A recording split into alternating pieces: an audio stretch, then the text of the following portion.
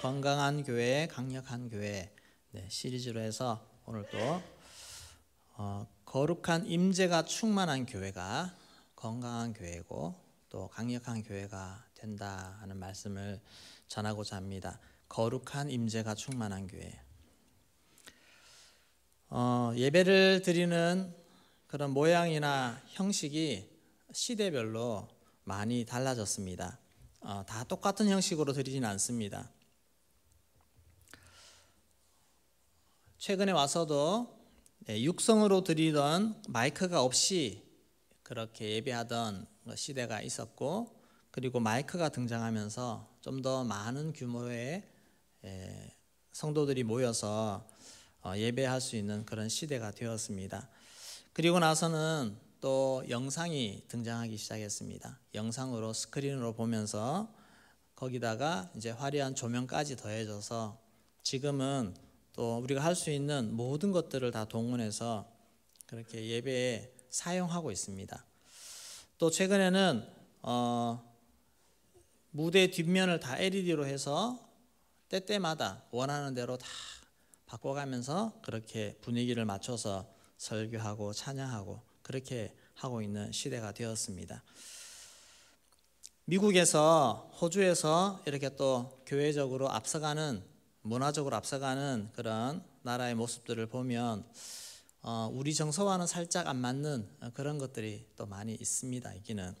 있는데 또 그런 문화를 우리 젊은 아이들, 10대나 이런 젊은 아이들은 그것을 보면서 거부감 없이 받아들이고, 또 그들이 이제 20대, 30대가 되면 또 그런 스타일의 문화들을 자연스럽게 또 한국 예배에도 적용하는 것을 보게 됩니다. 저도 10대, 20대 이렇게 접했던 그런 찬양의 문화들이 한 20년 지나고 나니까 한국교회 저절로 그렇게 하고 있는 것을 보게 되더라고요. 또 곡이나 여러 가지 문화적인 모든 것들이 이제 시대가 지나면서 문화가 바뀌면서 다 바뀔 수밖에 없는 그런 상황입니다. 이것은 본질이 아니기 때문에 옷을 갈아입는 것처럼 그렇게 합니다. 그러나 과거나 오늘이나 변하지 않는 사실은 똑같은 도구, 똑같은 형식을 사용한다 하더라도 하나님이 받으시는 예배가 있고 하나님이 받지 않으시는 예배가 있다라고 하는 것입니다. 이 도구를 써야 하나님이 기뻐하시고 이 도구를 쓰면 기뻐하지 않는 그런 형태가 아니라, 똑같은 도구를 쓴다 하더라도, 똑같이 옛날처럼 동물 잡아서 제사를 지내더라도 하나님이 아벨의 제물은 받으시고 가인은 받지 않는, 또 오늘처럼 이렇게 똑같이 조명도 쓰고 영상도 틀고 다 하지만 그럼에도 불구하고 하나님이 기뻐하시는 예배가 있고 기뻐하지 않는 예배가 있다는 것입니다. 이사야 시대에도 수많은 예배가, 제사가 드려졌습니다. 이사야 시대에 또 제사가 더 이전보다 풍성하게 화려하게 격식을 갖춰서 많이 예배를 드렸습니다. 근데 하나님은 그 제사, 그 예배를 하나님이 참 받지 않으셨습니다. 이사야 1장 13절 말씀 한번 같이 읽어보도록 하겠습니다. 헛된 재물을 다시 가져오지 말라. 분향은 내가 가증히 여기는 바요. 월삭과 안식일로 대회로 모이는 것도 그러하니 성회와 아울러 악을 행하는 것을 내가 견디지 못하겠노라. 핵심은 성회, 풍성하게 예배를 드리는 그런 모임, 예배가 있더라도 동시에 악을 행하는 것을 내가 차마 못 보겠노라 하는 그러한 것입니다. 예배 형식이나 예배 드려지는 제물이 중요한 것이 아니라 그 드리는 사람이 중요하다는 것을 알 수가 있습니다. 하나님이 그 시대 사람들의 예배를 받지 않으셨지만, 그러나 하나님은 이사야의 마음, 이사야의 예배는 하나님이 기뻐 받으시고 그가 하나님 앞에 엎드렸을 때 하늘문을 여시는 그런 은혜를 주셨습니다. 그리고 깊은 임재를 경험하게 하시는 것입니다. 도덕적으로 또 윤리적으로 타락하고 어둡고 영적으로 어두운 그 시대에도 하나님은 이 사회를 통해서 그 하나님의 늘 깊은 그 세계를 보여주시는 것입니다. 오늘 우리도 이 땅에 정말 수많은 많은 예배들이 있습니다. 다양한 예배팀들도 있고 교회에서도 요즘 얼마나 예배를 많이 드리고 있습니까? 다 판단할 수 없습니다. 그럼에도 불구하고 우리가 정말 하나님이 받으시는 예배를 우리 교회가 드릴 수 있도록 정말 깨어 있어야 되고, 하나님이 예배할 때마다 주님이 기뻐 받으시는, 주님이 정말 기뻐하시는 그런 예배, 그리고 하나님의 임재하심이 이전 가득 임하는 그런 예배가 되어야 된다고 하는 것입니다. 그래야 하나님이 기뻐하시고 하나님의 음성도 들을 수 있고 하나님의 뜻을 받들어서 우리가 이 땅에서 주의 일도 행할 수가 있는 것입니다. 이것은 정답이 없습니다. 특정한 한 사람 때문에 하나님의 임재하심이 열리는가? 그럴 수도 있습니다. 또 그렇지 않을 수도 있습니다. 이전에 아무리 성령의 임재가 가득해도 또 특정한 사람에게는 전혀 해당되지 않을 수도 있습니다.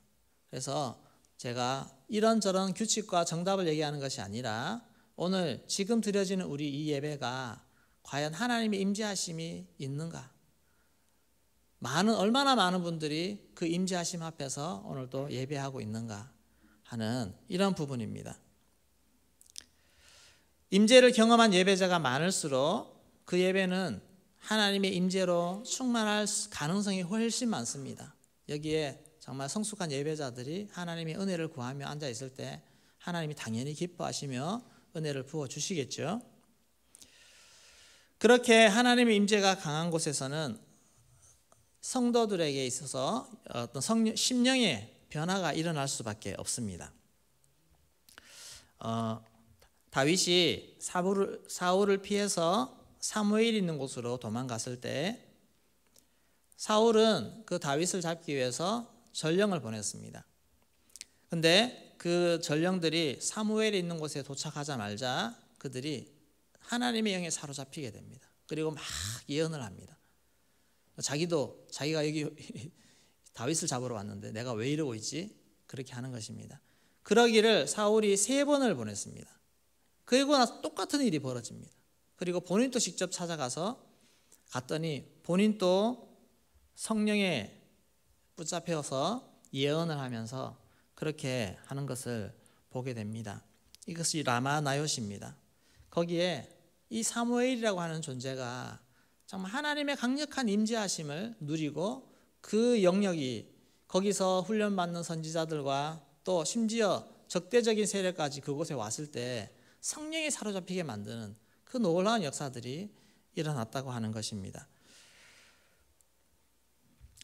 이런 것을 볼 때 참 우리도 이 대흥교회 예배할 때마다 성령의 임재가 충만한 그런 예배가 되어서 이곳에 어떤 영혼이 어떤 사람이 오더라도 그 은혜의 임재 앞에 같이 함께 들어갈 수 있는, 성령에 사로잡힐 수 있는 그런 은혜가 충만한 우리 대흥교회 예배가 되기를 소망합니다. 오셔서 정말 예배 중에 은혜 받았다고 하시는 성도님들이 참 많습니다. 그 안에 마음이 녹아지고 또 나의 죄악이 보이고 하나님 앞에 눈물을 흘리며 그렇게 하는 부분들이 있다는 얘기들을 많이 듣습니다. 그러나 우리가 더 하나님 앞에 그 임재를 사모하고 더 강력하게 그렇게 하나님 앞에 깨어있는 예배, 성령의 임재가 충만한 예배를 만들어갈 수 있기를 소망합니다. 예배할 때 단지 손을 들고 은혜 받는 표정을 하고 찬양을 하고 그렇게 한다고 그 외모가 임재를 말해 주는 것은 아닙니다. 그리고 나서 예배 끝나고 나서 친구들한테 말 함부로 하고 부모님에게 여전히 거짓말하고 게임하고 음란물 보고 또 게으르고 등등 이런 삶에서 하나님 앞에 정말 임재로 말미암아 살아가는 그런 삶으로 함께 변화가 일어나지 않으면 그 예배가 하나님이 속지 않습니다. 겉모습에 속지 않습니다. 예배를 오래 드리다 보면 교회 오래 다니시는 분들은 예배 드리는 표정에 많이 익숙합니다. 눈을 감고 은혜 받고 끄덕끄덕하고 몸이 습관적으로 반응합니다. 아멘 또 습관적으로 반응합니다. 딴 생각 한참 하고 있다가 목사님이 믿습니까? 그러면 아멘. 저절로 반응이 나옵니다. 이런 모습이 하나님 보실 때에는 너 지금 뭐 하고 있니? 그렇게 책망하십니다. 야단치십니다. 이사야의 모습이 하나님의 임재를 진짜 경험한 예배자의 모습입니다. 우리 주님이 임재하셨을 때 하늘 보좌가 열리고 그 옷자락이 성전에 가득하고 천사들이 막 모셔서 섬기는 모습들이 보이고 찬양하는 모습들이 막 눈앞에 펼쳐집니다. 그때 이사야가 어떤 반응을 보입니까? 우리 6장 5절 말씀 같이 읽겠습니다.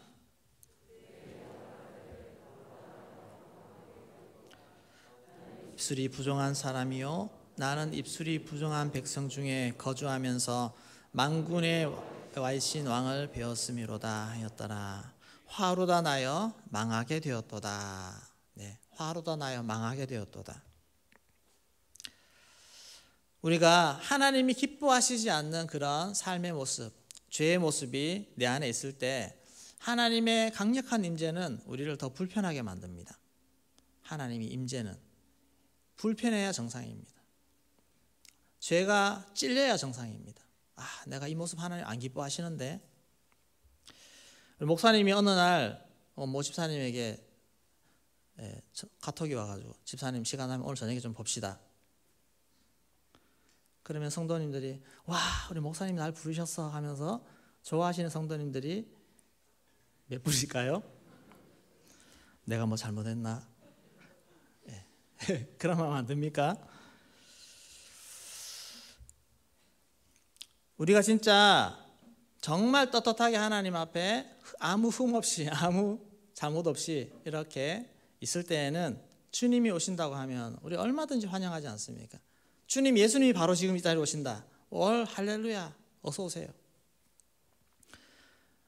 근데 죄를 짓고 나서 하나님 임재 앞에 선다는 것은 그렇게 달갑지가 않습니다. 아담의 모습을 보십시오. 죄 짓고 나서 주님이 아담을 부를 때 도망가는 것입니다. 피하고 싶은 것입니다. 내가 지금 하나님이 뭘 기뻐하시는지 알면서도 여전히 불순종하고 끊지 못하는 죄가 있고 하나님 말씀에 잘 순종하지 않을 때 예배가 달갑지 않은 것이 정상입니다. 은혜가 열리겠습니까? 은혜가 열리지 않습니다. 또 예배하자 그러면 기쁨의 반응이 나오지 않습니다. 억지로 나오는 것입니다. 하나님의 강력한 임재가 오늘 예배 중에 나에게 임하면 그 사람은 두려워하고 그 두려움 때문에 하나님 앞에 엎드립니다. 그리고 당장 죄를 회개합니다. 하나님의 강력한 임재가 임하면 하나님을 기뻐할 수 있는 마음은 의로운 마음입니다. 의로운 심령, 하나님 말씀 앞에 거룩하게 살아가는 성도는 언제든지 하나님을 기뻐할 수 있습니다. 시편 33편 1절 말씀 같이 읽겠습니다. 너희 의인들아 여호와를 즐거워하라. 찬송은 정직한 자들이 마땅히 할 바로다. 다윗이 쓴 시편입니다. 다윗은 하나님 앞에 이런 모든 영적인 체험들을 하고 있습니다. 하나님 앞에 마음껏 기뻐하고 의인들아 너희는 마음껏 여호와를 즐거워하라. 정직한 자들아 마땅히 찬양하라. 그렇게 할 수 있기 때문에 그렇습니다. 하나님 앞에 의로운 자는 주님을 기뻐할 수밖에 없고 주님의 기쁨이 저절로 채워질 수밖에 없는 것입니다. 하나님 정말 기쁘게 만나고 싶습니까? 말씀대로 살아보십시오. 거룩하게 살아보십시오. 그러면 하나님 만나는 것이 기쁩니다. 하나님의 임재가 넘치는 예배, 그 예배 속에 우리는 거룩함을 알게 되고 거룩함이 뭔지를 알게 되고 또 거룩함을 향해 나아가게 됩니다. 그 예배를 통해서 성령님이 임재할수록 나의 죄악된 모습을 볼 수가 있습니다. 발견할 수 있습니다. 그리고 그 임재 앞에 내 죄악을 내려놓고 회개를 하게 됩니다. 거룩한 임재는 두려운 마음을 가지고 그 두려운 마음이 회개하는 방향으로 나아가도록 우리를 인도할 것입니다. 여러분 임재를 사모하십시오. 또 임재가 있기를 소망하십시오. 그리고 거룩한 임재가 있는 그런 예배 가운데로 더 나아오십시오. 물론 예배는 어디서든 하나님 임재하시지만 여러분 가정에서 예배 드리는 것, 교회 본당에서 같이 예배 드리는 것, 그 임재의 느낌 자체가 너무너무 다릅니다. 그래서 자꾸 본당으로 교회로 나오라고 하는 것입니다. 함께 정말 성도님들이 사모하는 마음으로 모이고 주를 경외함으로 모여서 그 자리에 앉아 예배할 때 하나님은 더 강력하게 임재하시는 것입니다. 이사야는 그런 임재 앞에서 자신의 모습을 보게 되었고 그것을 회개합니다. 회개해서 그 안에서 거룩한 임재 안에서 깨끗함을 받게 됩니다. 6절 7절 말씀 같이 읽겠습니다. 제단에서 짚은 바 핀 숯을 손에 가지고 내게로 날아와서 그것을 내 입술에 대며 이르되 보라 이것이 내 입에 닿았으니 내 악이 제하여졌고 내 죄가 사하여졌느니라 하더라. 아멘. 제단에서 집은 바 핀 숯을 가지고 내게로 와서 그것을 내 입술에 대며 이르되 보라 이것이 내 입에 닿았으니 내 악이 제하여졌고 내 죄가 사하여졌느니라. 성령의 임재가 있을 때 그 성령의 불이 우리의 마음 심령의 역사에서 우리의 마음에 있는 죄악들을 다 태우고 거룩하게 하나님이 만들어 주실 줄로 믿습니다. 하나님의 임재 앞에 나아가서 우리의 심령이 깨끗함을 입고 성령 안에서 깨끗함을 입고 거룩함으로 더 나아갈 수 있는 그런 은혜를 누리기를 소망합니다. 죄가 해결되면 기쁨이 찾아옵니다. 기쁨이 임합니다. 주님의 임재하심은 더 이상 두려움이 아닙니다. 우리 자녀가 우리 학생들이 아직 이 죄를 또 짓는 것을 해결하지 못한 우리 아이들도 있을 텐데 엄마에게 거짓말을 했습니다. 그리고 엄마가 물어도 꽁꽁꽁 끝까지 숨깁니다. 안 했어. 그럴 때 엄마를 바라보면 엄마는 세상에서 가장 무섭습니다. 눈에 불이 타죠. 막 탑니다. 근데 죄를 고백하고 매 한 대 맞고 그리고 엄마를 바라보면 이제 예전에 엄마가 다시 돌아왔습니다. 엄마가 문제가 아니고 본인이 문제 아니겠습니까? 본인이 잘못한 거, 죄가 있으면 아무리 친하고 아무리 나를 사랑하는 엄마도 무서울 수밖에 없습니다. 그러나 그 죄를 해결하고 나면 세상에서 가장 좋은 천사 같은 엄마가 다시 돌아옵니다. 하나님과 관계도 마찬가지입니다. 여러분 주님의 임재하심 앞에 나아가서 그 하나님과의 관계를 막는 모든 죄악들을 회개하시고 청결하게 하시고 주님과 깊은 만남을 가지고 주님 앞에 거룩한 성도로서 하나님의 기쁨이 되고 주님이 우리의 예배 모든 예배를 기쁘게 받으시는 그런 예배자로 주님 앞에 서기를 소망합니다. 이렇게 할 때 하나님 얼마나 기뻐하시겠습니까? 그리고 그런 교회가 하나님 앞에 사명받습니다. 이사야가 그 자리에서 사명받는 것처럼 우리도 사명받아서 그 귀가 막히고 눈이 막힌 그런 자들에게 가서도 복음을 전할 수 있는 그런 사명의 사람이 될 줄로 믿습니다. 하나님 앞에 이런 예배를 드릴 수 있기를 소망합니다. 무엇이 좋은 예배입니까? 긴장감 없이 편안한 마음으로 부담 없이 드릴 수 있는 그런 예배가 좋은 예배입니까? 그냥 집에 누워서 핸드폰 틀어놓고 설교 말씀 하나 틀어놓고 그냥 편하게 듣는 거, 그것을 예배라고 할 수 있겠습니까? 인터넷에 수많은 좋은 목사님들 설교가 있는데 그거 말씀 하나 틀어놓고 들었다고 주일날 예배 다 끝내겠습니까? 그거 아닙니다. 하나님의 거룩한 임재가 있고 그 앞에 두려워 떨 수 있는 그런 모습으로 예배하는 것이 진짜 예배입니다.